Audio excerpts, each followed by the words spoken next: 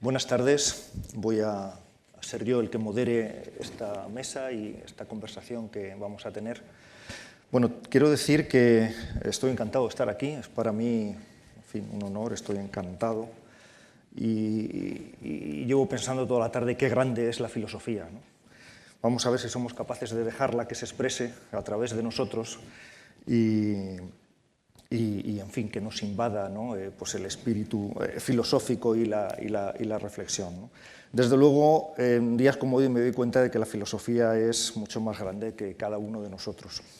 Y yo que me considero un físico venido a menos, porque me dediqué finalmente a esto de la filosofía y no a la física, pues ahora me doy cuenta de que estoy venido, pero a más, a mucho más, pues bueno, pues con vosotros y tratando estos temas. Bueno, magnífica la conferencia que hemos escuchado de Lucas Carantino, magnífica, nos hace pensar y nos hace tomar conciencia del suelo que pisamos. Y bueno, pues vamos a seguir con estos temas. Vamos a ser un poco más, intentar ser un poco más concretos en la medida en que bueno, pues vamos a intentar pues pensar la sociedad y el mundo que en este momento pues nos rodea, que vivimos, que nos asola.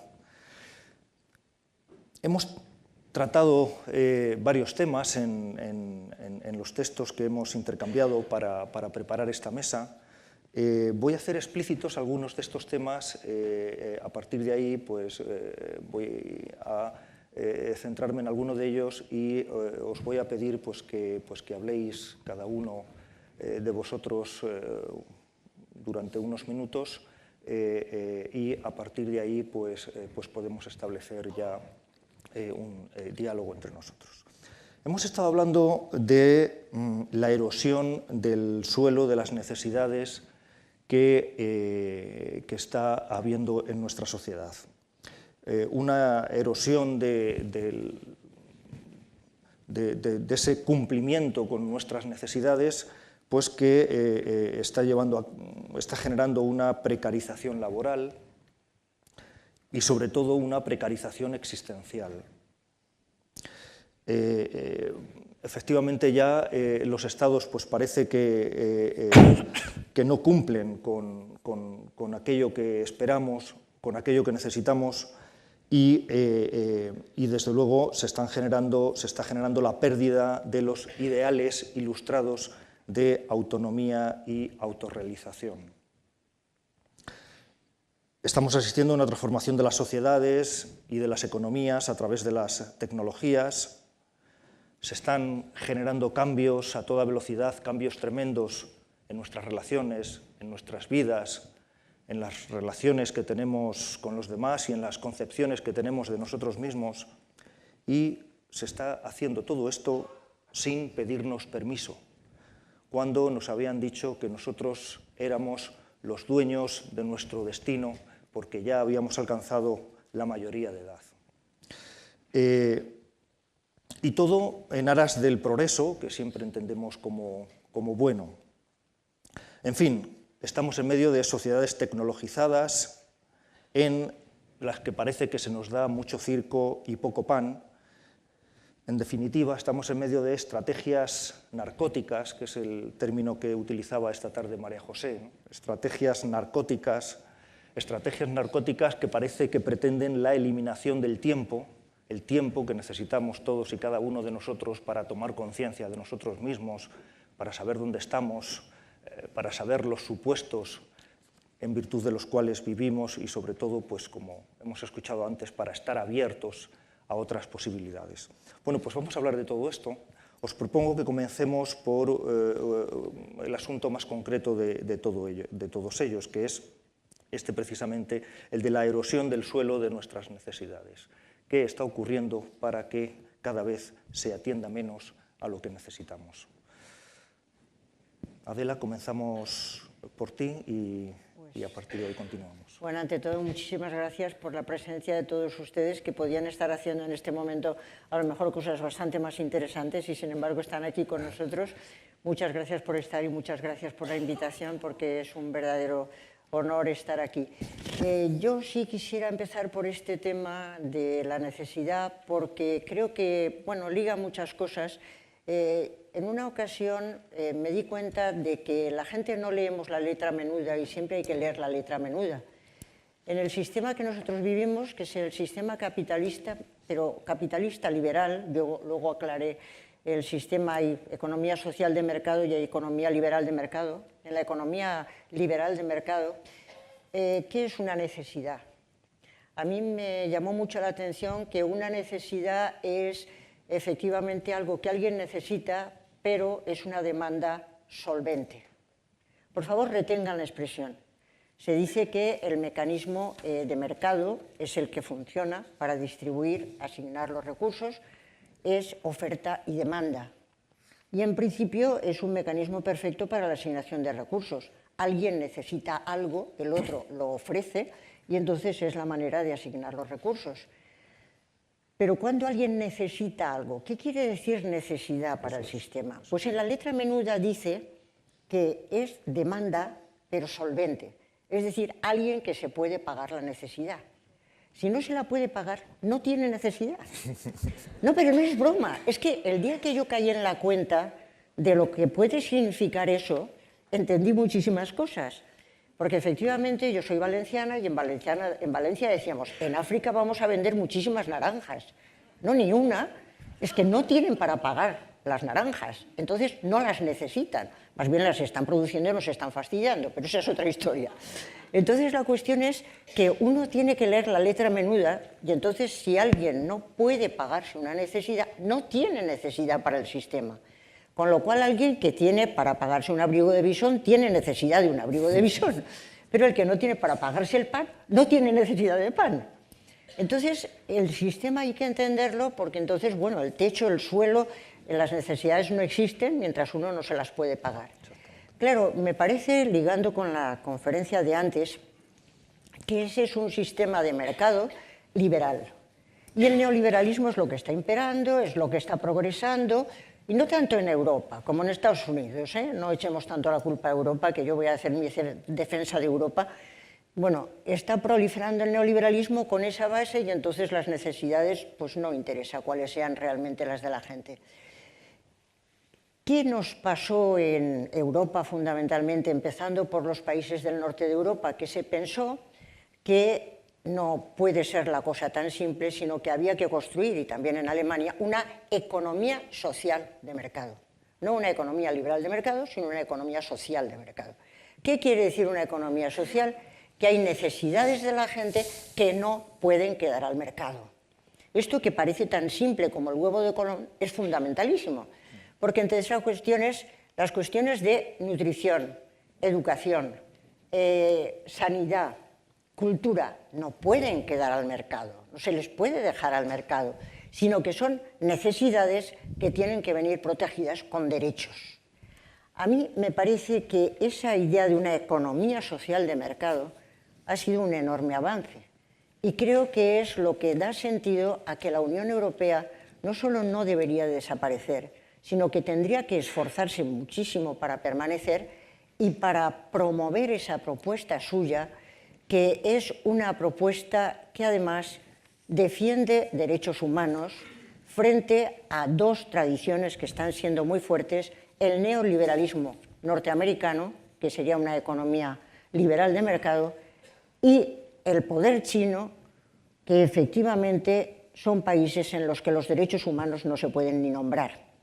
Yo creo que el deber de Europa no es por ella misma, que también, sino el deber de dar una alternativa en la que las necesidades de las personas, se decía, no dependen solo de su solvencia, sino que dependen de que sean personas y por el hecho de serlo. Y esas necesidades tienen que venir cubiertas. Eso fue el estado del bienestar. El estado del bienestar es el estado más justo que hemos tenido. No es que se trate de hacer grandes promociones, pero en la historia de la humanidad hay propuestas que han sido justas y el estado del bienestar, a mi juicio, ha sido de lo más justo. Mientras que la otra economía de mercado que es liberal es, y voy a decir mi palabra preferida, es un sistema aporófobo.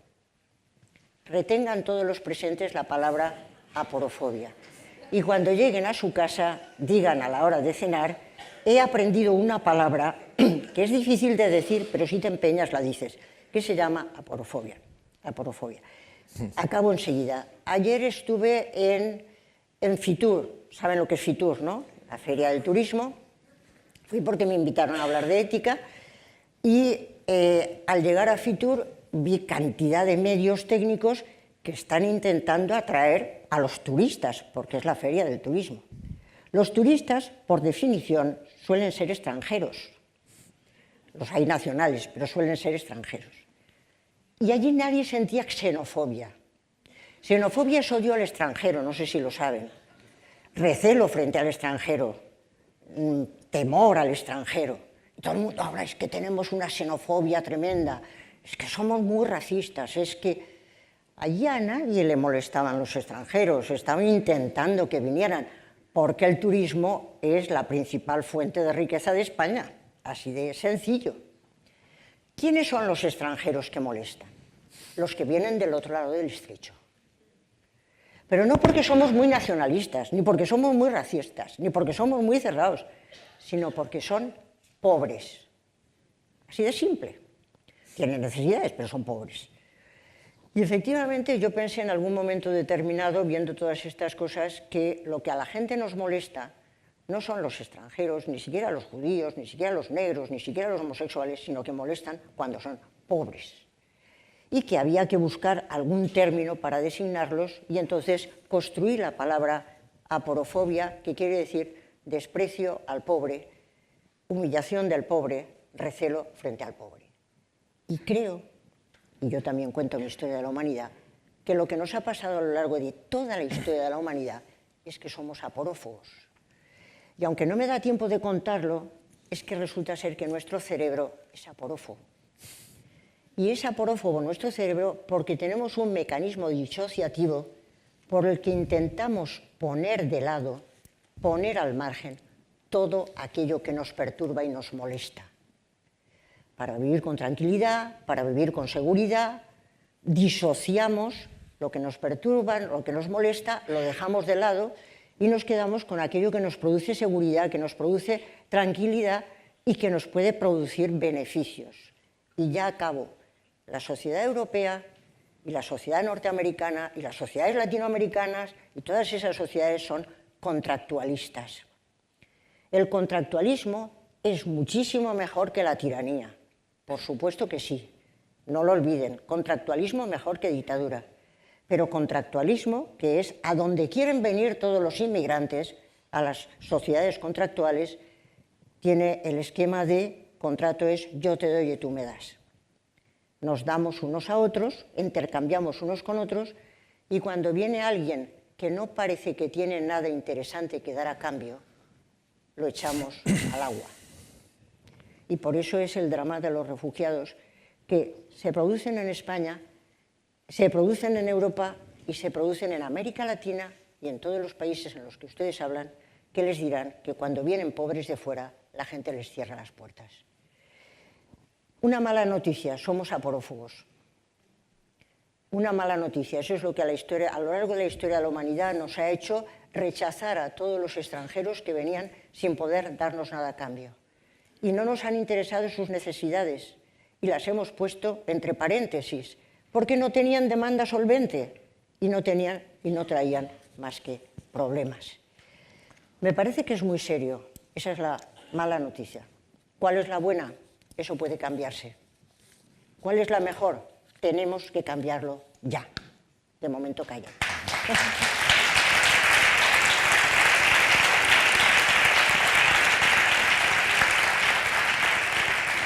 Muchas gracias, Adela. Manuel, la pregunta está clara. ¿Somos aporófobos? ¿Tenemos un cerebro aporófobo? Vamos a ver, bueno, déjame que empiece yo también dando las gracias a los organizadores, a Estela, a la Térmica, a Picasso, al Museo Picasso por la hospitalidad y, por supuesto, a todos ustedes por su insólita presencia. Pero bueno, vamos a ver. Creo que es muy pertinente el planteamiento que ha empezado haciendo Adela, porque me parece que sitúa las cosas en un marco relevante. Entre otras cosas, nos permite decir que, bueno, no todos tenemos las mismas necesidades, no todos tenemos las mismas necesidades. Y a veces las necesidades de unos y las de otros están enfrentadas. Creo que es importante subrayar esto, porque el término necesidades suele ser un término que genera muchos equívocos. ¿En qué sentido? En el sentido de que tenemos la tendencia a vincular las necesidades a algo casi natural, que, en fin, que estamos obligados, que una sociedad organizada como Dios manda está obligada a satisfacer. Y creo que lo primero que habría que empezar diciendo es el carácter, como poco histórico y, por supuesto, social de las necesidades. Que algo es necesario significa que es necesario para otra cosa. Por tanto, habría que empezar distinguiendo entre lo que en fin, algunos autores han llamado necesidades instrumentales y necesidades categóricas. Que sea una necesidad categórica, es decir, algo que no necesita ninguna justificación ulterior, no es nada fácil, ¿eh? No es nada fácil. Todo es siempre necesario para algo. Entonces yo quiero llamar la atención sobre un dato que me parece que es ilustrativo, ¿no? Que leí hace mucho tiempo. Y es aquellos objetos que en Estados Unidos, la justicia norteamericana, creo que incluso el Supremo, la Corte Suprema, había dictaminado que eran bienes inembargables. Es decir, que son necesidades de los individuos tales que, en fin, sería inhumano, casi atentaría a su dignidad privarles de esos bienes. Bueno, eso hace años, ¿eh? Bueno, uno de esos bienes inembargables, además de los muebles, la cama, bla, bla, bla, era entonces la televisión. Era entonces la televisión. Ahora, con la misma lógica, probablemente diríamos que es la conexión a Internet. Claro. Probablemente diríamos eso. Y nos parecería absolutamente obvio, sí. ¿no? Entonces, creo que esto es importante señalarlo, porque a veces hablamos de las necesidades y hablamos de nuestras necesidades, uno, como si fueran efectivamente naturales y no hay más remedio que satisfacerlas, y casi como si no satisfacerlas nos colocara en el límite de la desesperación. Entonces, bueno, y está bien la distinción entre aporófobos y pobres, para decir, bueno, a ver, a veces los aporófobos hablamos de nuestras necesidades como si viviéramos en la desesperación. Y eso creo que estaría, en fin, no estaría de más de vez en cuando llamar la atención sobre esto. Es cierto lo que decía antes Luca respecto a que ha habido, digamos, una quiebra de la expectativa del progreso. No digo la idea de progreso, no, de la expectativa social de progreso que todos compartíamos. Y ahora, de golpe, hay generaciones que irrumpen y dicen, oye, queremos vivir como nuestros padres, ya no vamos a tener acceso a determinados bienes. Por supuesto, y no seré yo quien critique esa demanda, pero eso significa que hoy estamos considerando casi como necesidades básicas que no hay más remedio que satisfacer, cosas que una generación atrás no eran tales. Por ejemplo, hoy damos por descontado que el acceso a la sanidad, el acceso a la educación, incluso el acceso a la universidad, solo faltaría. Bueno, recordemos que esto hace un tiempo no se planteaba en términos de una necesidad que menos que se satisfaciera, sino ojalá, como una especie de objetivo último, como horizonte casi utópico. Eso me parece que es importante, en primer lugar, señalarlo. Y luego, es que incluso, aunque hablásemos de las necesidades en el sentido más básico, relacionado con la alimentación, si queréis. Bueno, hay una cita de Marx, que supongo que muchos recordarán, que dice aquello de que, bueno, cito de memoria y, en fin, excuso decirles que la memoria me flaquea cada vez más. Pero bueno, de esto me acuerdo, más o menos. Hambre es hambre, pero no es lo mismo el hambre, dice Marx, que se satisface a través de la cocina que el hambre que se satisface con carne cruda y arañando. Bueno, eso no es banal. No es banal, ¿por qué? Porque hace unos años hubo unas personas que en un accidente aéreo quedaron, en fin, allí arriba en los Andes, un equipo de rugby uruguayo, creo recordar, bueno, algunos de esos jugadores del equipo de fútbol, hombres jóvenes, tal, sobrevivieron porque fueron capaces de vencer una repugnancia que que obviamente es cultural, una repugnancia a comer carne humana.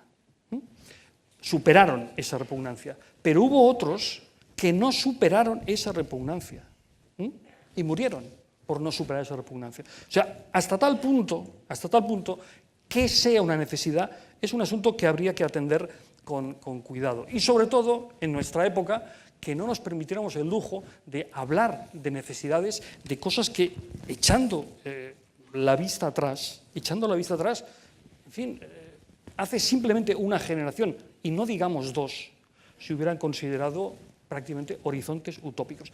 ¿Por qué esto es importante en este contexto que estamos hablando? No para un mensaje, digamos, en el fondo conservador, del tipo, no os quejéis tanto que sois unos privilegiados. No, sino por otro planteamiento. Y es decir, a lo mejor, y me parece extremadamente oportuno que se haya hecho referencia al capitalismo, que se haya mencionado la palabra capitalismo, porque si queremos entender adecuadamente qué es lo que nos está pasando y nuestros estupores, a lo mejor una cosa que nos podríamos plantear es en qué medida uno de nuestros estupores tiene que ver con que horizontes de satisfacción de necesidades, que parecían horizontes utópicos, hoy se han alcanzado. O sea, hay gente inequívocamente de izquierdas, por encima de toda sospecha, que dice, es que a lo mejor la llamada crisis de la izquierda, cuando plantea determinados problemas, es algo así como que ha muerto de éxito y, por tanto, tiene que regenerar ese discurso. Y eso pasa, y termino, por efectivamente volver a pensar dónde estamos,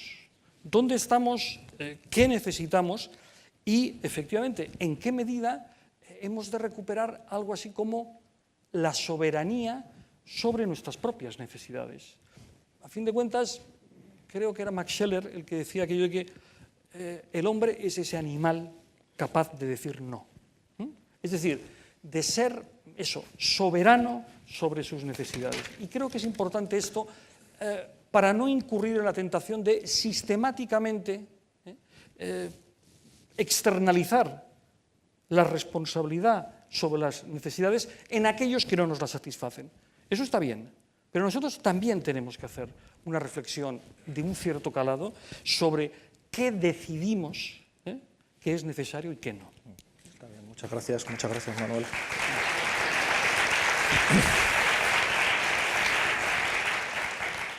Bueno, está muy clara tu tesis. Yo me apunto más a tu tesis. Creo que las necesidades son cambiantes. Creo que las necesidades de nuestros hijos no tienen nada que ver con las nuestras y efectivamente es difícil que cualquier niño de 16 años pues no tenga como necesidad un teléfono móvil o no tenga como necesidad una conexión a Internet de alta velocidad, ¿no? Sin embargo, María José tiene otra perspectiva sobre el asunto, ¿no? Me parece que María José es más biologicista que nosotros. Ella piensa más materialista.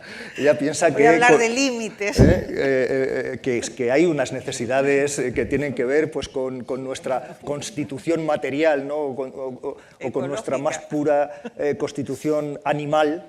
Y esas necesidades son las que hay que satisfacer y la sensibilidad ante, yo diría, ese mundo humano, pero también animal, es la que nos tiene que llevar a conjurarnos a todos para el cumplimiento de esas necesidades, ¿no?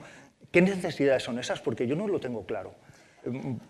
Porque Manuel ha puesto un ejemplo tremendo, ¿no? Soy capaz hasta de morirme y no satisfago esta necesidad que tengo, que es la de comer, y me muero. Entonces, ¿realmente las necesidades tienen este contenido tan biológico, tan material como tú piensas? Bueno, acláramelo, por favor. Sí, claro, ¿no? Yo, bueno, cuando leí, primero me sumo a los agradecimientos que han expresado los compañeros. Es un placer enorme estar aquí en Málaga y ver que un festival de filosofía, ¿no?, puede ser algo tan vibrante.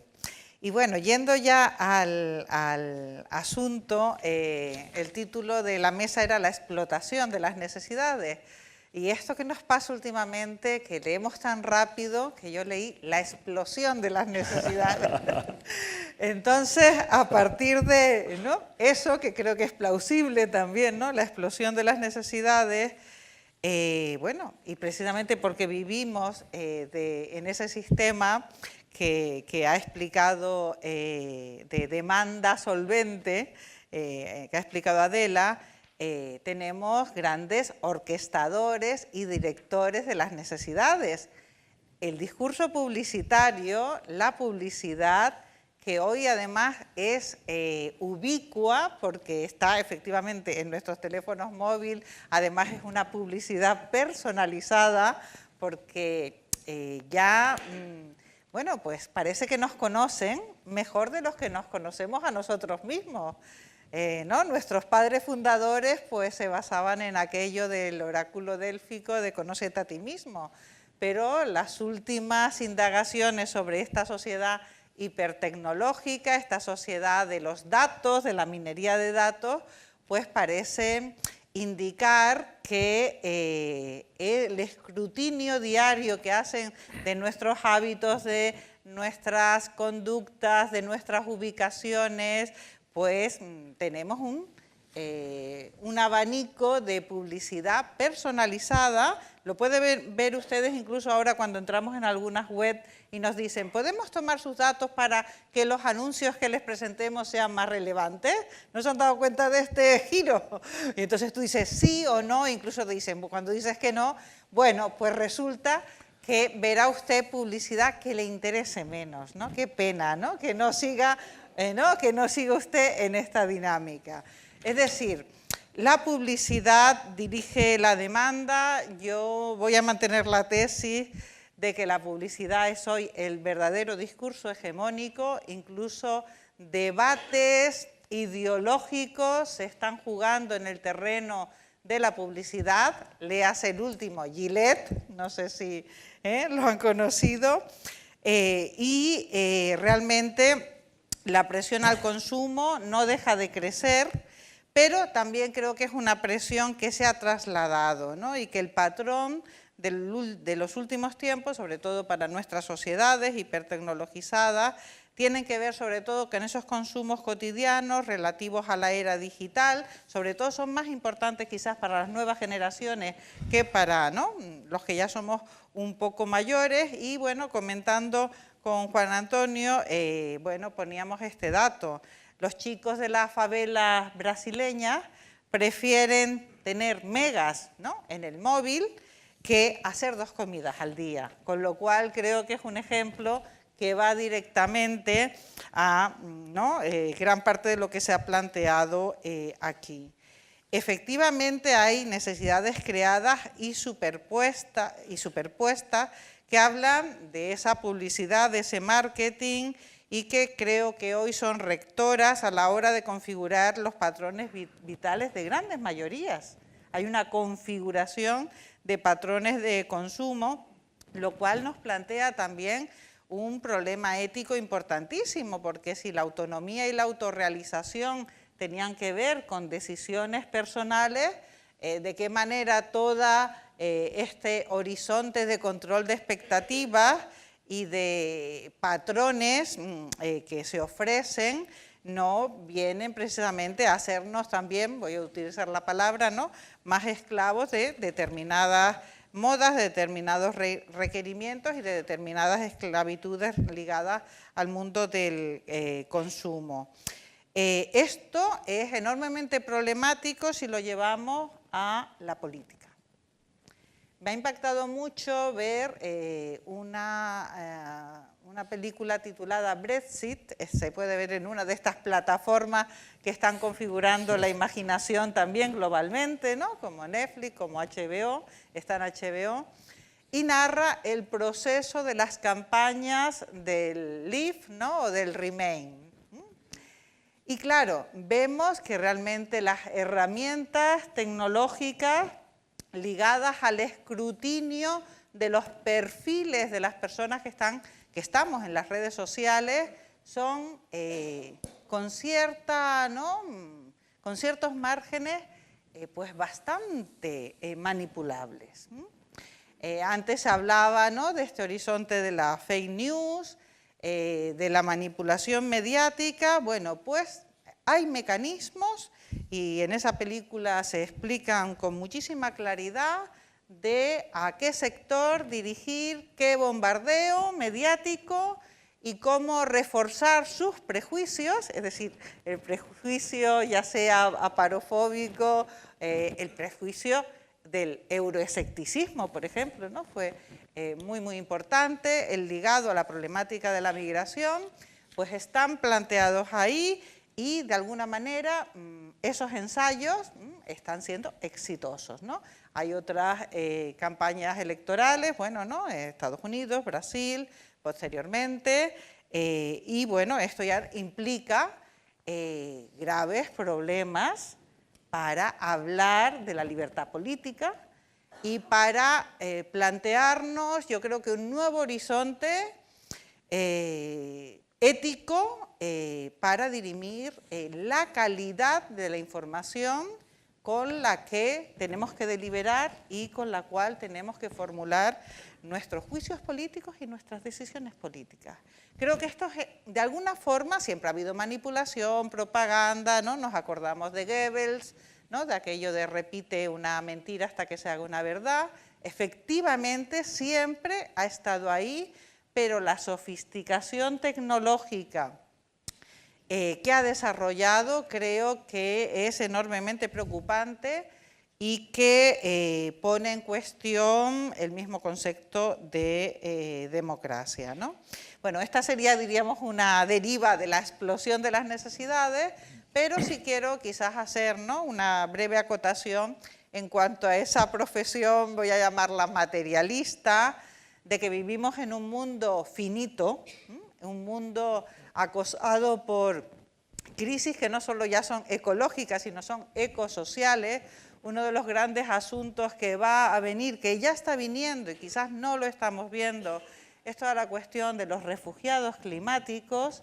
Hay realmente unas situaciones de emergencia ligadas a la deforestación, a la sequía, al saqueo y al expolio que muchas multinacionales están haciendo en gran parte de otros continentes, ¿no? Podemos poner ejemplos concretos donde la gente se tiene que ir porque los medios básicos de su supervivencia desaparecen, esa gran migración de las zonas rurales, esa desertización de lo rural hacia las grandes zonas urbanas en este mundo. En China, por ejemplo, no han proliferado las ciudades de más de 10 millones de habitantes en muy poco tiempo y realmente creo que nuestras consideraciones éticas, políticas, muchas veces no integramos estas coordenadas ecológicas, biofísicas, que nos hablan de límites. Algunos, ¿no? Está ahí a punto, al parecer, de generalizarse el 5G, ¿no?, que lo podremos ver en nuestros teléfonos inteligentes. Bueno, parece que la inversión energética en los grandes servidores que alimentarán el 5G están creando muchísimos problemas. También cuando se habla de la descarbonización de la sociedad, del pico del petróleo, incluso de la desnuclearización, que se lo ha planteado Alemania. Bueno, hay materiales para crear tantos paneles solares, ¿no? Es decir, estamos llegando realmente a límites. Creo que este es uno de los temas de los que menos somos conscientes, que nos cuesta mucho incorporar la ilustración, diríamos, yo la llamaría ecosocial. Y también quiero hacer, ¿no?, y ya con esto termino, una acotación, diríamos, desde el punto de vista de lo que ha sido la gestión de la vida cotidiana, de las necesidades. Porque todas esas necesidades que tienen que ver con el alimentarse, con el vestirse, con el dormir, con que el mundo siga su curso funcionando día a día, las han cubierto en la mayor parte de nuestras sociedades, prácticamente en todas nuestras sociedades, las mujeres en el ámbito de lo doméstico, en el ámbito privado, en un ámbito oculto. Creo que el cuidado es una gran necesidad, es decir, si nace un niño o una niña, si no hay rituales, prácticas continuadas y responsables de cuidado, los niños no sobreviven, no hubiéramos sobrevivido ninguno, ninguna de los que estamos aquí sin el cuidado. Sin embargo, pues la antropología, ¿no? Filosófica, la ética, ha tardado muchísimo tiempo en enfrentar las cuestiones derivadas del cuidado, lo que llamamos las éticas del cuidado. Creo que también ese sería, ¿no?, junto con el frente ecosocial, un gran frente de análisis de esta cuestión y que nos habla de una nueva sensibilidad también, ¿no?, para la igualdad y para la corresponsabilidad con respecto, pues, a esas criaturas frágiles, vulnerables, que en definitiva somos. Y creo que lo dejo aquí. Gracias.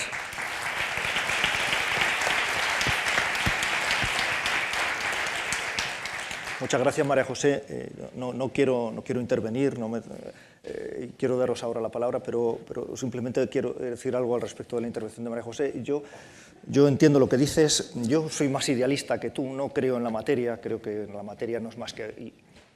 Y he dicho antes que era físico, pues no creo en la materia. Cuántica, todo es cuántico. Sí, nuclear. La materia no es más que una cristalización de algo más vaporoso, que es el espíritu. Bueno, y esto lo digo porque tú en el fondo lo que estás diciendo es que la publicidad nos tiene hackeados. Nos hackea y nos genera necesidades. Y yo te diría, ya, ¿y Kant no nos hackeó? ¿Y Descartes no nos hackeó? ¿Y la modernidad y la ilustración no nos tienen hackeados? Quiero decir que, bueno, pues sí, estamos hackeados, pues muy bien, me siento hackeado, pues ya está.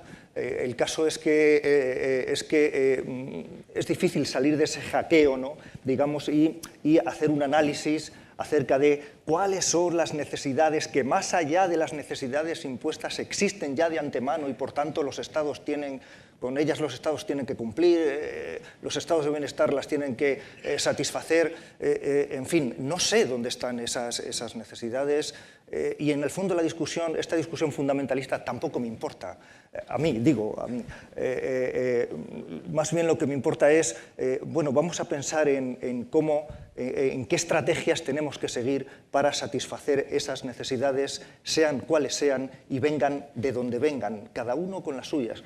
Y en este caso yo no hablaría tanto de necesidades como proyectos de vida. Planteado de otra manera diría, pues respetemos todos los proyectos de vida, sean estos cuales fueren, y entonces el análisis tendría que ir más en la dirección esta de vamos a ver qué sociedades somos capaces de crear, como para que seamos capaces de sacar adelante todos nuestros proyectos de vida, sean estos cuales fueren, siempre con una restricción, mientras unos proyectos de vida no impidan el desarrollo de los otros proyectos de vida. Esta tendría que ser la Pero yo sí restricción. que hablaría de las necesidades antes de los proyectos de vida, y creo que lo haría en el siguiente sentido. Yo tengo un amigo que cuando le preguntas ¿cómo estás?, te replica, ¿comparando con quién? Me parece importante. Creo que el tema de las necesidades hay que plantearlo en muchos sentidos desde el punto de vista de qué obligación tenemos las sociedades con respecto a las personas. Tenemos obligaciones de justicia, las sociedades. Queremos hacer una sociedad cosmopolita, todo maravilloso. ¿Tenemos las sociedades como tales alguna obligación con respecto a las personas?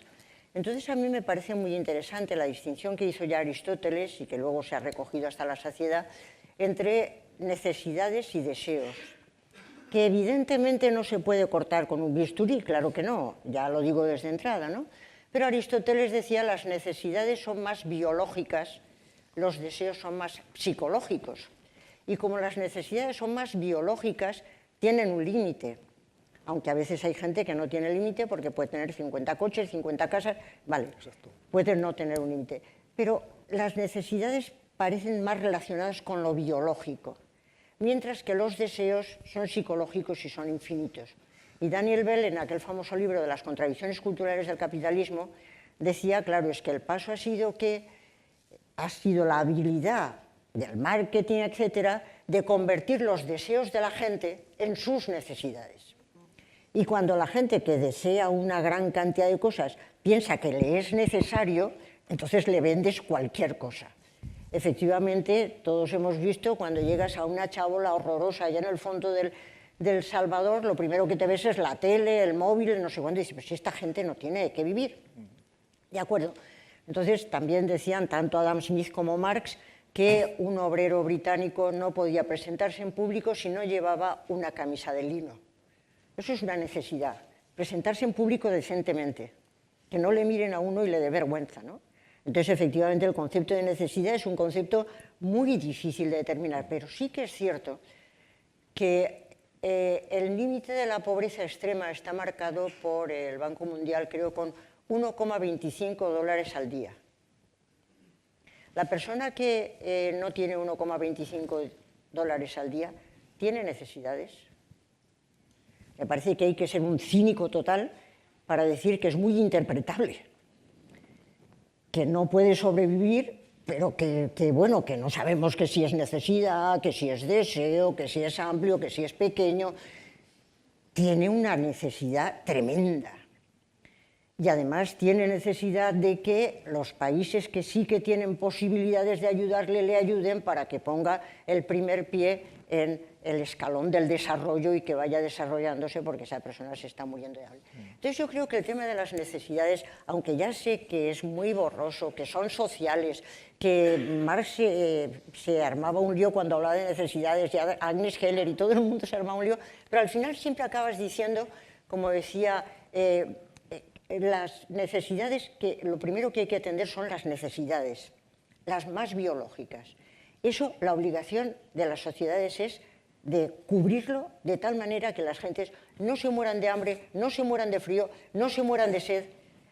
Evidentemente, hoy en día es una necesidad tener agua caliente. A nadie se te ocurre enseñarte una casa y decirte, también tiene agua caliente. Es elemental. Yo lo dije eso una vez en Venezuela y se murió todo el mundo de risa desde hace años, porque allí no tenían agua.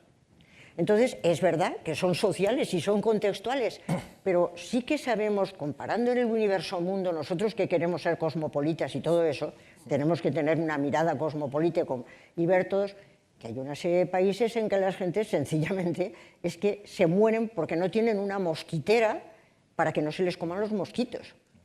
¿Tienen una necesidad? Por supuesto. Entonces, no seamos cínicos y vayamos paso a paso. Esas son necesidades que hay que cubrir y eso es clarísimo. Y yo creo que hemos ido progresando, afortunadamente, en ir entendiendo que hay cosas que son necesarias porque son un derecho humano.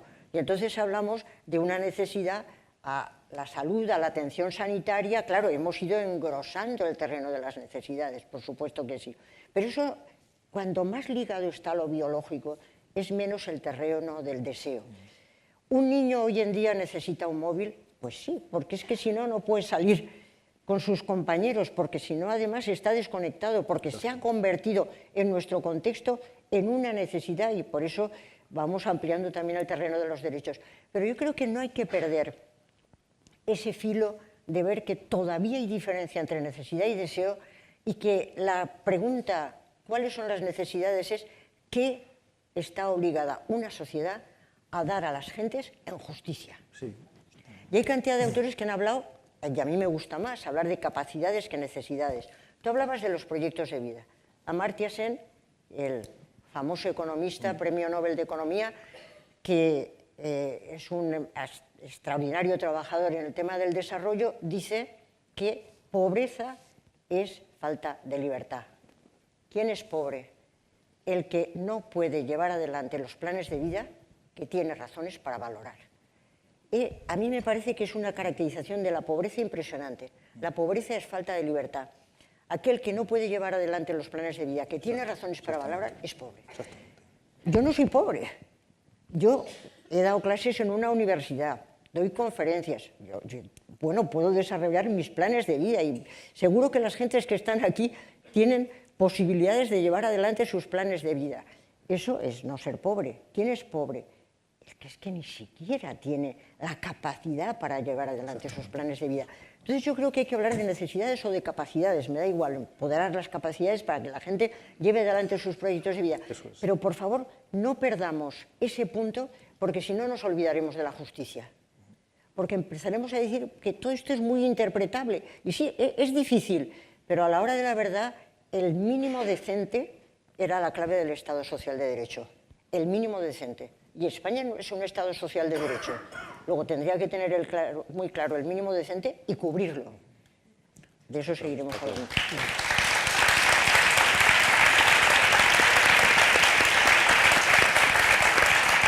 Manuel, ¿querías decir algo? Yo creo que en este punto no debería ser difícil que nos pusiéramos de acuerdo. Es decir, una cosa es que podamos afirmar que nuestros planteamientos en muchos ámbitos son históricos, son variables, y otra cosa es que en un momento determinado podamos llegar a un acuerdo firme respecto a algo. Es decir, es obvio que, pongamos por caso, la consideración que nuestras sociedades han tenido acerca de, no sé, del papel de las mujeres, acerca de la tortura, acerca de tal, que varía históricamente por descontado.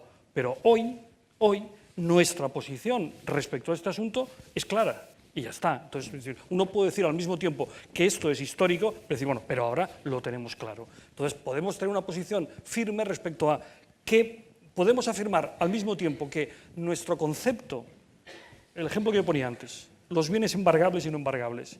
Obviamente, no sé, a un indígena amazónico, si le dicen, en Estados Unidos el juez dice que no se puede embargar la cama. Pero si yo duermo en el suelo todos los días. Bien, pero nosotros hoy hay un acuerdo firme en que tiene que ser así y ya está. ¿Eso es un constructo? ¿Es convencional? Sí, como todo es convencional, pero hemos llegado a un acuerdo.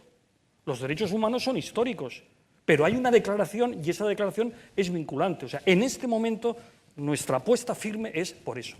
Entonces, a mí lo que me preocuparía, es decir, que creo que en esto, digamos, afirmar el carácter histórico de las necesidades en ningún caso nos tiene que llevar a una especie de relativismo delicuescente, de ninguna manera. A mí lo que me preocuparía sería, digamos, una vez que aceptamos el planteamiento de que hay pobres y hay gente que tiene aporofobia. Por tanto, no todo el mundo es pobre, el que tiene aporofobia no lo es. A mí lo que me preocuparía sería que en nuestras sociedades occidentales, democráticas, desarrolladas y con unos determinados niveles de bienestar,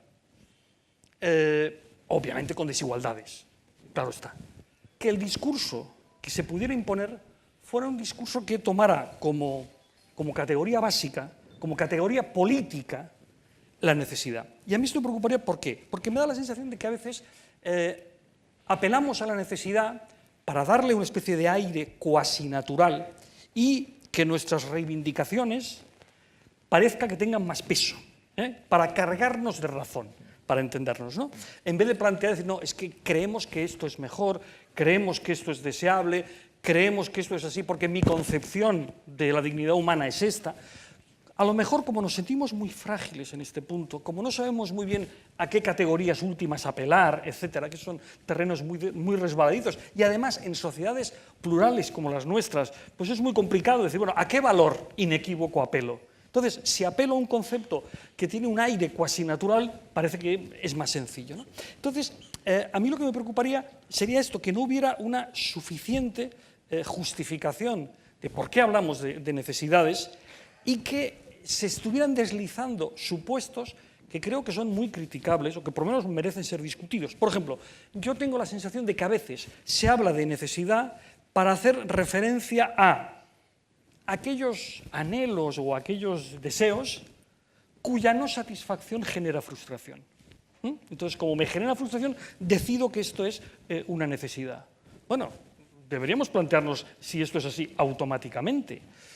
Y luego una que tiene que ver con algo que ya ha insinuado dos veces Adele, que me parece muy importante, ¿no? Estamos dando por descontado que es necesario aquello a lo que tenemos derecho, y que por tanto cualquier cosa que anhelemos o que anhelemos con suficiente intensidad y que incluso la anhelemos unos cuantos es algo a lo que tenemos derecho.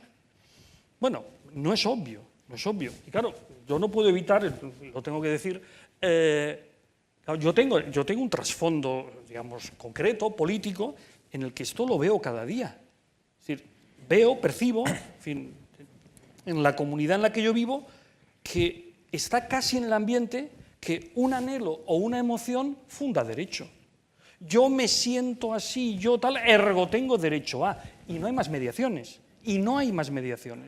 Bueno, esto políticamente no lo podemos considerar un automatismo. O sea, cualquier cosa a la que un sector o un grupo de personas anhele, y anhele con mucha fuerza, y se emocione por eso, ¿eso es un derecho? Y por tanto ya debe ser materializado. Bueno, a lo mejor, en fin, a los presentes les parece que es un planteamiento un poco loco, pero bueno, es una locura con la que yo convivo, y que veo cada 2 por 3, ¿no? Entonces, creo que este es un punto que es muy interesante de plantear. Es decir, ¿qué relación hay entre la necesidad y el derecho? Y nosotros a veces lo decimos, ¿no? Tenemos necesidad de estar informados. ¿Tenemos derecho a estar informados? Hay un acuerdo en que hay un derecho a estar informado. Del derecho a estar informado se deduce que yo tengo una necesidad y que, por tanto, la sociedad me debe de proveer de los medios técnicos para que yo esté informado al mismo ritmo que todo el mundo y, por tanto, tengo derecho al móvil de última generación por el que me entre toda la información y a la misma velocidad que todo Dios. Hombre, en fin, así obvio no me suena. A lo mejor es porque soy un dinosaurio, lo acepto, pero así no me parece que sea una especie de inferencia lógica indiscutible, ¿no? Entonces, a mí me gustaría poner el acento en esto, ¿no? Es decir, ¿qué uso político estamos haciendo hoy de las necesidades? Eso es. Muchas gracias. María José.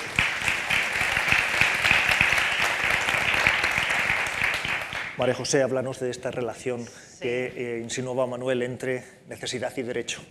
Bueno, yo creo que cae por su propio peso, pero claro, hay quizás, no sé, un aspecto narcisista, a veces narcisista colectivo, que tiene que ver, y que tiene que ver también con este marco de la publicidad, porque se alientan efectivamente deseos y anhelos y parece que se debe derivar de ahí esa satisfacción. Pero quizás creo que sería interesante introducir en el debate la cuestión que quizás no sea estrictamente la de la pobreza, pero sí la que se está nombrando con el concepto de precariedad y que está representando, creo, un tipo de vivencia y de existencia diferente a la que se refería, por ejemplo, Lucas Carantino cuando hablaba de la brecha generacional que hay pues, entre aquellas generaciones que no tuvimos acceso, no todos, efectivamente, pero bueno, ¿no? Una mayoría a un determinado ascenso social, a desarrollar con cierta estabilidad, ¿no? Nuestras carreras laborales o profesionales. Tiene que ver mucho con ese modelo de la economía social de mercado y, bueno, cómo estaba organizado ese mundo. Quizás podemos utilizar ahí, ¿no? La palabra Fordismo. Ese momento, ¿no? De un capitalismo organizado con gran presencia del Estado al que se refería a Adela. Yo creo que una de las cosas notables de la evolución pues, de las últimas décadas ha sido pues, esa hegemonía ganada por ese discurso que llamamos neoliberal y que, bueno, que alentó, que fue el discurso de la globalización, del que no hubiera fronteras, de que las mercancías, los capitales, luego vino el problema con las personas, ¿no? Se trasladaran de un sitio a otro. Pero sí tengo la sensación, sobre todo intentando hacer ejercicios, ¿no? De empatía, pues eso, con nuestros estudiantes, ¿no? Con mi hija, que efectivamente algo se ha quebrado ahí, ¿no? Algo se ha quebrado ahí porque precisamente esa flexibilización del sistema, que tampoco sabemos muy bien cómo llamarlo, ¿no? Los teóricos hablan de postfordismo, pero ese cambio en lo que son las realidades económicas, por ejemplo, de las empresas ya no tienen un conjunto de trabajadores, sino que van utilizando estas estrategias de los recursos humanos, por lo cual, ¿no?, entran unos, salen otros, se renuevan.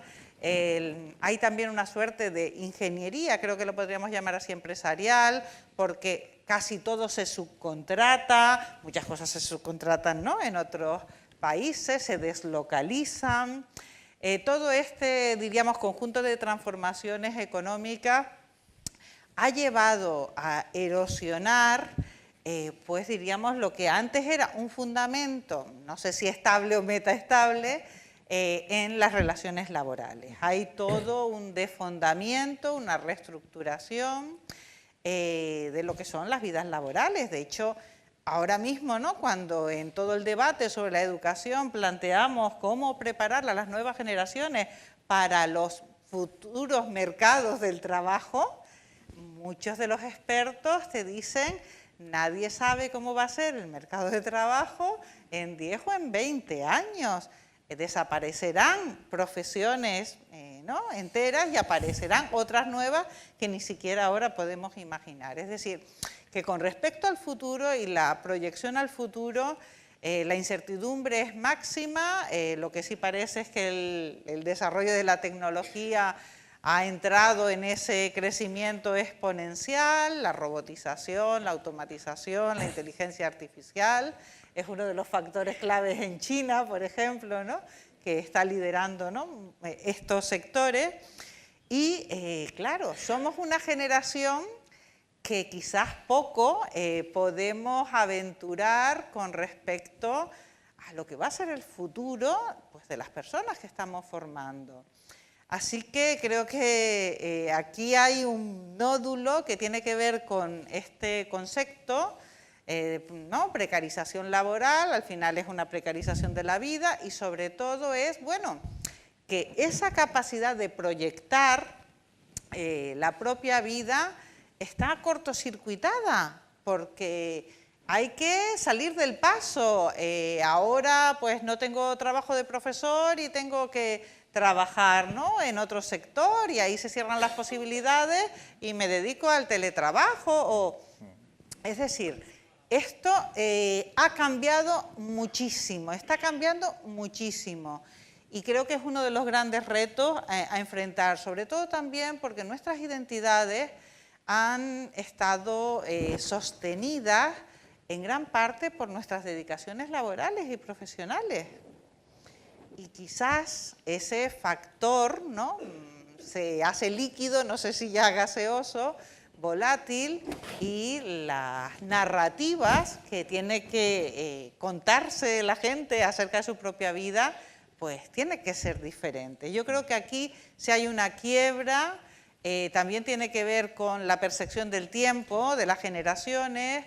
Bueno, uno de los asuntos que también comentábamos, y es lo último que puedo quizás, ¿no?, exponer, es cómo realmente la aceleración, yo creo que ese concepto puede servir, estamos viviendo en procesos de aceleración, estamos teniendo que tomar decisiones cada vez con menos margen. Todo se trata quizás de dar opciones o de marcar casillas, y hay casi una colonización también, yo creo que digital, de la corriente de conciencia por parte de todos eso que antes teníamos un rato pues para pensar, ¿no?, esperando en una cola, pues pensábamos, ¿no?, en nuestros problemas, en nuestras cosas.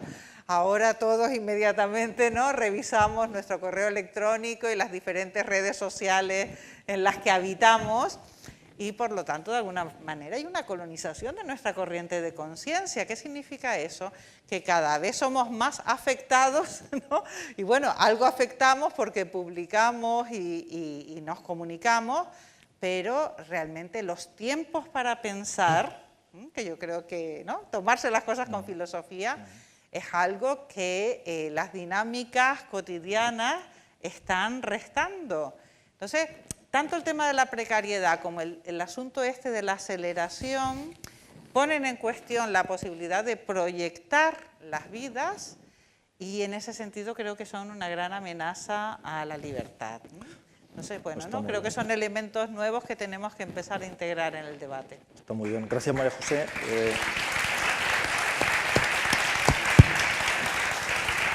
ha sacado el tema que también creo que debemos abordar, que es precisamente este de, bueno, vivimos en unas sociedades tecnologizadas, parecía que la tecnología, que a través de la tecnología íbamos por fin a poder cumplir con nuestras necesidades, y resulta que está ocurriendo lo contrario. Precisamente estamos viviendo en sociedades cada vez más tecnologizadas, en las que cada vez es más difícil cumplir con nuestras necesidades, ¿no? Y estamos viendo cómo están pasando cosas que no habían pasado pues, desde la Segunda Guerra Mundial, ¿no? Como no sé, personas que aún teniendo trabajo son miserables, no consiguen salir de la miseria, ¿no?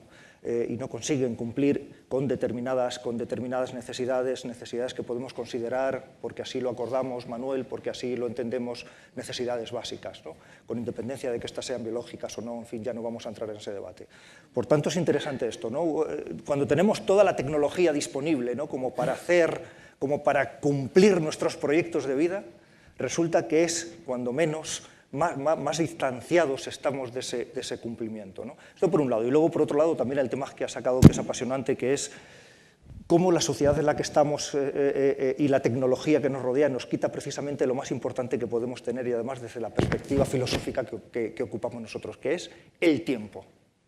El tiempo para pararnos, el tiempo para reflexionar ¿sobre qué? Para reflexionar sobre los supuestos en función de los cuales articulamos nuestra vida, en función de los cuales pensamos, en función de los cuales nos relacionamos, y sobre todo tiempo ¿para qué? Pues tiempo para lanzar proyectos nuevos, tiempo para lanzar narrativas nuevas, tiempo para ejercitar la imaginación, pues que nos haga desarrollar propuestas alternativas para alcanzar lo que consideramos mejor para nosotros mismos y para nuestros hijos.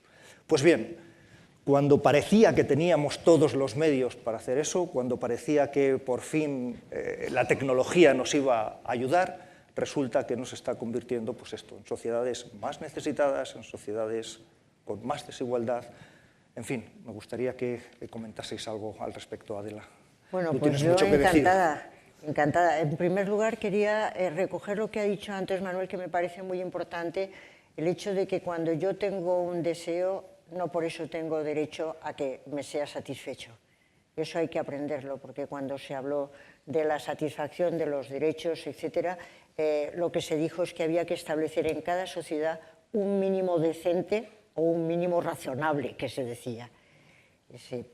Hay una serie de necesidades que tienen que ser satisfechas por la sociedad, pero luego hay una gran cantidad de cosas que cada quien se las tiene que resolver por sí mismo, ¿no? Y eso me parece que tiene que quedar claro, que las cuestiones de justicia son cuestiones elementales básicas, y no pensar que todo este mundo tiene que estar dándome a mí las cosas, sino que yo también me tengo que buscar muchas, y de hecho lo hemos buscado. Sí, yo creo que la industria 4.0 nos ha situado en un mundo completamente distinto y que, como tantas veces, nos ha cogido desprevenidos.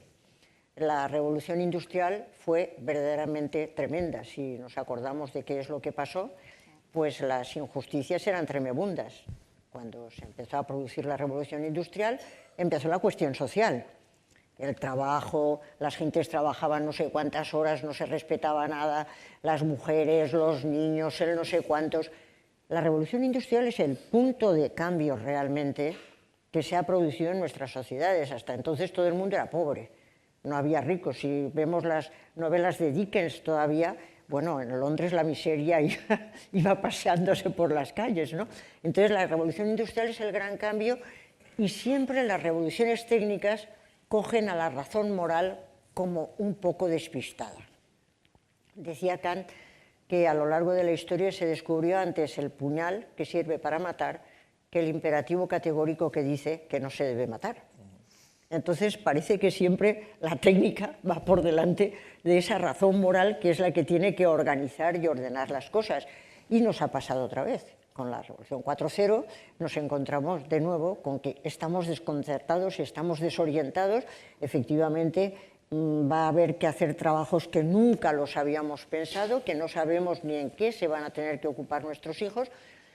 Pero lo que yo creo que es muy importante es que se hagan reuniones como estas, y que se hagan muchas más, y que la educación sea muy importante, porque creo que hay que pensar fundamentalmente lo siguiente: cuando el futuro desde un punto de vista técnico es incierto, hay que aprender todo lo que se sepa de técnica, o ir a hablar a la gente de la ingeniería de la inteligencia artificial, de lo que sea, aprender todo lo que podamos. Los filósofos tenemos que aprender todo lo que podamos. La filosofía nunca se puede quedar sola. No podemos hacer filosofía nada más metidos en un despacho hablando de Heidegger hasta el aburrimiento y hablando de Hegel hasta el aburrimiento. No, no puede ser, no sirve. La filosofía tiene que estar metida en la calle. Sale de la vida para la vida. Y no puede estar nada más especulando. Pero para la vida hay que saberse muy bien lo que dice Heidegger y lo que dice Hegel. Es decir, que no es una disquisición inútil. Hay que hacer la disquisición, pero que sirva después para estar en la vida y aclarar las cosas de la vida cotidiana. Y tenemos que saber, por lo menos, dominio pasivo de la lengua, de la ingeniería artificial, de no sé cuántos, no dar una charla como si supiera mucho, pero sí entender de todo eso, porque la filosofía siempre tiene que ir ligada con las ciencias. Entonces, tenemos que ir sabiendo de todo eso y escuchando y ayudando desde la perspectiva de lo que nosotros tenemos, porque todo nuestro bagaje filosófico sirve muchísimo para entender lo que nos está pasando. Mi experiencia es que cada vez que entro en uno de estos debates, se nota que eso sirve muchísimo para lo que estamos viviendo y para aclararnos. Pero sobre todo creo que tenemos que saber a dónde queremos ir éticamente. Eso es. A dónde queremos ir moralmente. Y, como decíais antes, hay una declaración de derechos humanos que tiene 71 años por lo menos. Bueno, va a cumplir 71 años. Efectivamente, eso no ha sido solo un cambio, ha sido una conquista. Y hay que decirlo con todas las palabras. La Declaración de Derechos Humanos de 1948 es una conquista en la que no se puede cambiar sin retroceder, porque es un progreso. Y la humanidad, a nivel de conciencia social, ha progresado mucho. Y yo agradecería a los filósofos presentes, ausentes y futuros que dejen de ser pesimistas todos los días de la vida y que dejen de estar todo el tiempo apocalípticos, el mundo se acaba, esto está tan mal que nunca ha estado peor. No, hay muchísimas cosas buenas. Y efectivamente, como tú has dicho, todas esas tecnologías nos pueden servir por primera vez en la historia para producir una riqueza como no se habría soñado. Lo que pasa es que hay que orientarla bien. Y por eso tenemos que saber qué metas éticas queremos, porque eso sí que lo podemos saber. Yo no voy a hacer los cantos pero me parecen muy bien los objetivos del desarrollo del milenio, que no se cumplieron bien, pero vinieron los objetivos del desarrollo sostenible, que son 17 metas, que se han lanzado las Naciones Unidas y que ha lanzado todo el mundo. 17 metas a las que queremos ir, acabar con el hambre, la pobreza, la desigualdad. Todas esas metas sabemos a dónde queremos ir. Ya sé que es muy difícil después organizarlo en la vida cotidiana, pero por favor, no hablemos como si no supiéramos nada, como si estuviéramos en mantillas. La humanidad ha progresado mucho a nivel de conciencia moral social. ¿No les parece bien la esclavitud? ¿No les parece bien la diferencia entre la desigualdad entre varones y mujeres? ¿No les parece bien que se trate con desigualdad a gentes de distintas razas? Hay un abismo entre declaraciones y realizaciones, ya lo sé. Pero sabemos, en principio, a dónde queremos ir. Y en ese sentido es donde creo que la filosofía puede ser sumamente importante, trabajando codo a codo con las ciencias. Y recordáis aquella famosa teoría de los intereses del conocimiento que dice que tenemos interés técnico por dominar, interés práctico por entendernos mutuamente, por hablar unos con otros, por preguntarnos a dónde queremos ir. Y el tercer interés, que está a la raíz de todo eso, es el interés en la emancipación. Si hay que emancipar al género humano, hay que hacerlo tratando de dominar técnicas y tratando de entendernos sobre hacia dónde queremos ir. Yo creo que la clave la tenemos. Entonces yo creo que en vez de ser unos pesimistas, agoreros, apocalípticos, podríamos ser gente que demos algo que me parece fundamental en esta vida, razones fundadas para la esperanza. Eso es. Está muy bien. Sigamos. Manuel. Sí, bueno, celebro mucho esto que ha comentado Adela, de que hemos de dejar de ser pesimistas, porque realmente a veces una reunión de filósofos y filósofas es una reunión de agonías. Eso desde luego. Yo me permitiría, digamos, incluso añadir otra cosa. Yo creo que un asunto que también debemos evitar, hemos de dejar de ser pesimistas y hemos de dejar de identificar, ser críticos con cargarnos de razón. Porque la verdad es que y esto lo comentaba antes Estela, la necesidad de que la filosofía sea crítica. Yo cuando, en fin, escucho a muchos colegas hablar de ser críticos y son incapaces de la menor autocrítica, pues, en fin, la verdad es que me mosquea un poco. Es como cuando la gente de izquierdas dice, no, es que hemos de ser muy críticos, es decir, nos hemos de meter mucho con el PP. Bueno, sí, pues esto va de swag, es decir, no sé si eso te hace especialmente crítico, ¿no? A mí me parece que un elemento fundamental, y ya que va de clásicos, no estaría de más recordar que la famosa tesis 11 sobre Feuerbach, que habla de que los filósofos hasta ahora se han dedicado a interpretar, ahora lo que tienen que hacer es transformarla, obviamente, pero no olvidemos que para poder transformar bien la realidad, primero la has tenido que interpretar bien. Si la interpretas mal, olvídate de transformarla adecuadamente. Entonces eso me parece muy importante a la hora de analizar lo que nos está pasando y todos los cambios que están ocurriendo y la complejidad de esta situación. Entonces, a mí me parece que a veces corremos el peligro de simplificar las situaciones, de ser, por ejemplo, maniqueos, porque en ese esquema todo cuadra y en ese esquema todo es redondo.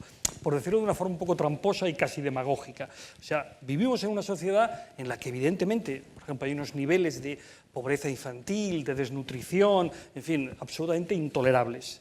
Sí, pero también vivimos en una sociedad, en sociedades desarrolladas, en las que se distingue, en algunos países, se distingue a los pobres de los ricos porque los pobres están gordos y los ricos están delgados.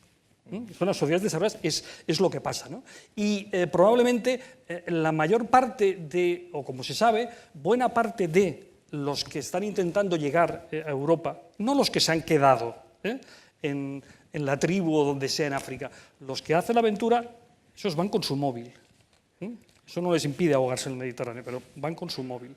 Es decir, pensemos cuál es la complejidad de la situación, no hagamos un esquema, digamos, maniqueo de buenos y malos, en fin, de pobres desarrapados y ricos con chistera, como los dibujos de Summers, y asumamos la complejidad de la situación. Y entonces, yendo a lo que estábamos hablando respecto a qué tenemos por necesidades, me ha parecido muy interesante que hayáis introducido los dos la cuestión del plan de vida.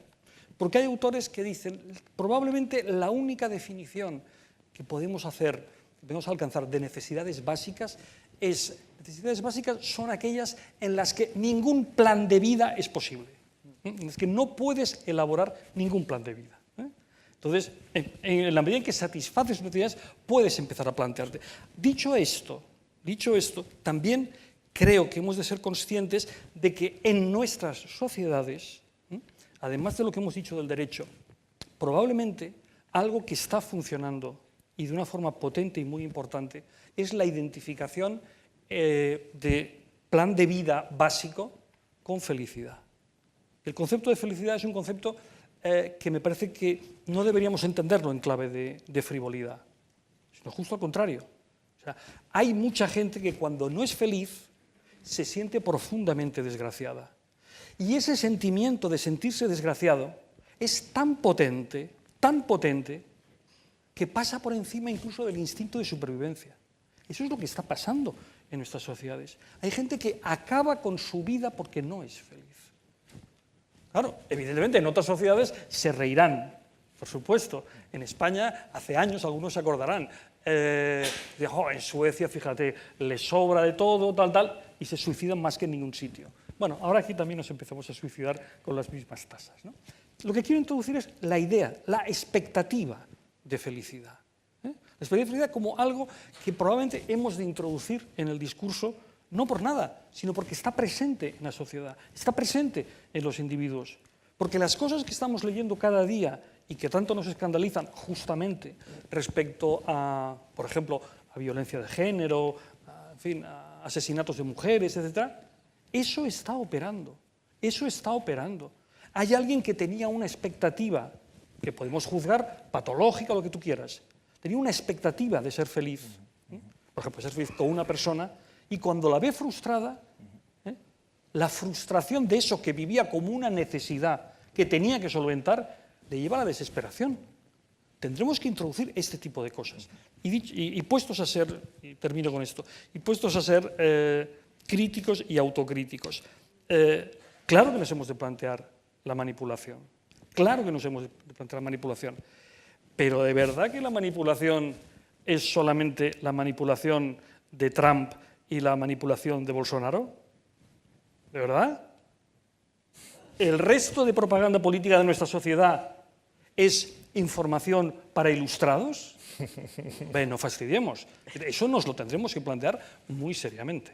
Entre otras cosas, porque se empieza a dar ya la circunstancia, y en este país, de que expertos técnicos de comunicación política y publicitarios pueden trabajar en campañas indistintamente, han trabajado indistintamente en campañas de partidos políticos absolutamente enfrentados. O sea que, a ver, menos lobos Caperucita y menos echarle la culpa de todo a Trump, a Bolsonaro y, dicho sea de paso, a Vox. Muy bien. Muy bien. Sí, está muy claro. Yo me dirijo a ti, María José, retomando las tesis de Adela y Manuel, para preguntarte lo siguiente, en el poco tiempo que nos queda ya.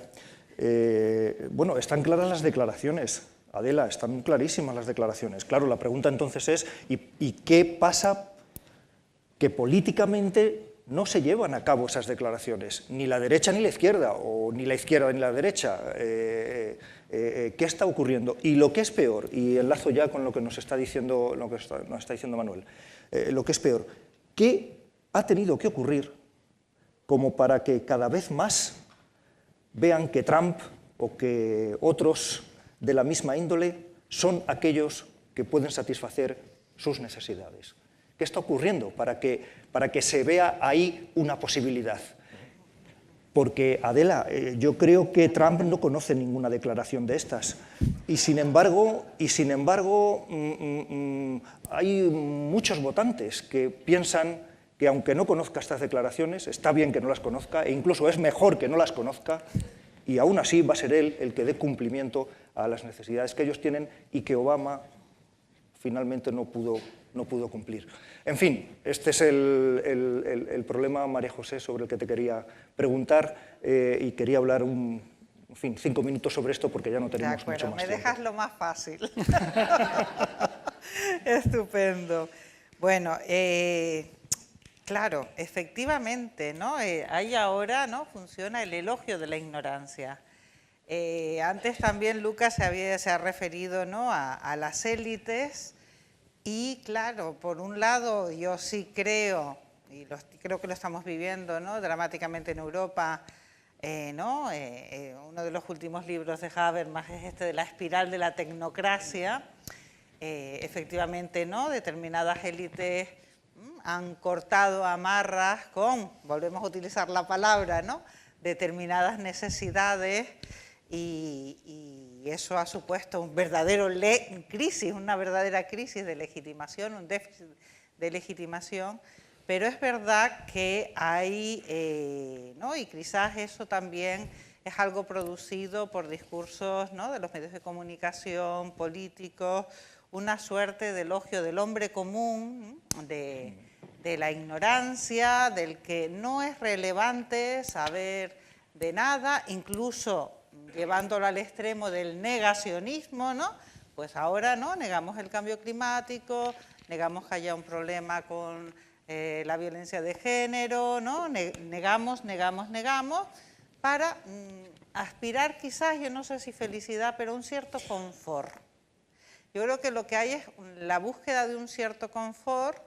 Esta sociedad plantea muchísimos retos de adaptación al mundo del trabajo, retos de tener que bregar con la precariedad, y creo que sí hay, y esto sería un deseo, pero un deseo muy potente y un deseo que quizás esté teniendo consecuencias trágicas, de atrincherarse, ¿no?, de buscar eso, ¿no?, el significado ligado a la tribu, a la identidad de lo más próximo, de lo más conocido, de las tradiciones, y a vallarlo, ¿no?, a construir muros en la ficción de que puede recuperarse un sentido de la seguridad que además nunca ha existido, ¿no?, porque ese es uno de los grandes problemas de las mentiras de la nostalgia, ¿no?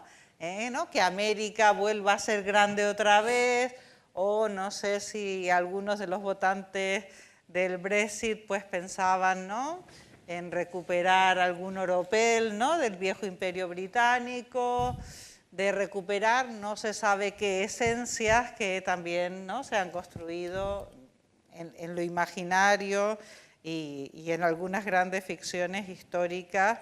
Y ese sí es un elemento enormemente represivo, regresivo, en este sentido de ser profundamente antiilustrado, por una parte, negar, ¿no?, los hechos y proponer eso, hechos incluso alternativos, corta además con ese sentido de la humanidad, ¿no?, ese sentido de la solidaridad, de la fraternidad, de la hospitalidad, que creo que es uno de los legados éticos más importantes que no solo la filosofía nos ha dado, ¿no?, sino, ¿no?, diferentes sabidurías, incluso religiones, y que tiene un potencial letal potente que yo creo que no debemos negar ni no debemos menospreciar. El atrincherarse creo que está siendo una reacción a toda esta sociedad, ¿no?, que vertiginosamente va cambiando las referencias, y quizás una de las tareas de la filosofía, eso que me planteaba para las nuevas generaciones, sea el que aceptemos la mudanza, el cambio, lo vertiginoso, también en algunos momentos, pues la capacidad colectiva que yo creo que tenemos que generar de decir, bueno, paramos, moratoria, tenemos que frenar para pensar cómo organizar esto, cómo organizar la novedad para que no sea dañina, lesiva, para que no acabe con nuestra propia convivencia. Y bueno, esa es una tarea difícil en la que yo pediría que cada vez, ¿no?, nos empeñáramos más precisamente para habilitar que siga existiendo un futuro, y un futuro que sea, ¿no?, humano y que permita la libertad y la felicidad. Gracias. Tenemos que acabar, me están indicando que nos tenemos que ir. En fin, muchísimas gracias por vuestra asistencia, muchísimas gracias por permitirnos... Yo no soy partidario.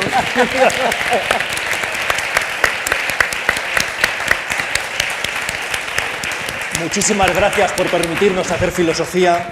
Muchísimas gracias a La Térmica, muchísimas gracias a su director, Salomón Castel, muchísimas gracias por invitarnos. Muchísimas gracias, Estela Villarmea, por la dirección. Muchísimas gracias, y que esto sea pues nada más que el punto de partida de, en fin, muchos encuentros como este. Gracias.